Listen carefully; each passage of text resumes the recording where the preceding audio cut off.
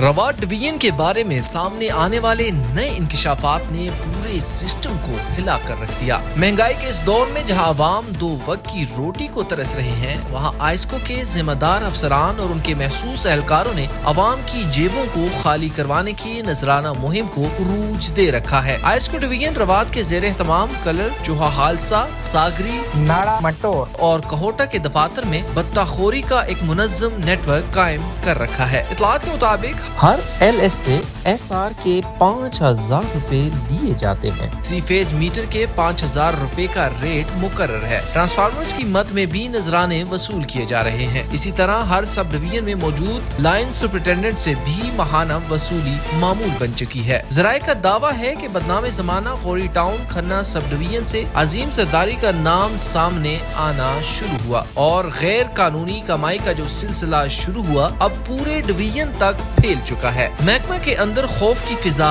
قائم ہے، کوئی ملازم زبان کھولنے کی جرت نہیں کرتا۔ ناظرین، بتایا گیا ہے کہ جو اہلکار سوال اٹھاتا ہے اسے فوراً ٹرانسفر یا معطل کر دیا جاتا ہے۔ صارفین آئسکو اور ان کے قریبی ذرائع کا کہنا ہے کہ اس ڈویژن میں ایک CN عظیم زرداری نے محکمہ کی ساکھ کو داؤ پر لگا دیا ہے۔ ہر معاملے میں ان کے نام کا تذکرہ ہوتا ہے، کوئی بھی کام ہو اس کے لیے جو وصول کیا جاتا ہے اس کا حصہ اوپر تک پہنچایا جاتا ہے۔ اگر کوئی اعتراض کرے تو اس کو بھی محکمانہ کارروائی کا سامنا کرنا پڑ جاتا ہے۔ ناظرین، ہر سب آفس میں ان کے محسوس اہلکار تمام معاملات چلا رہے ہیں۔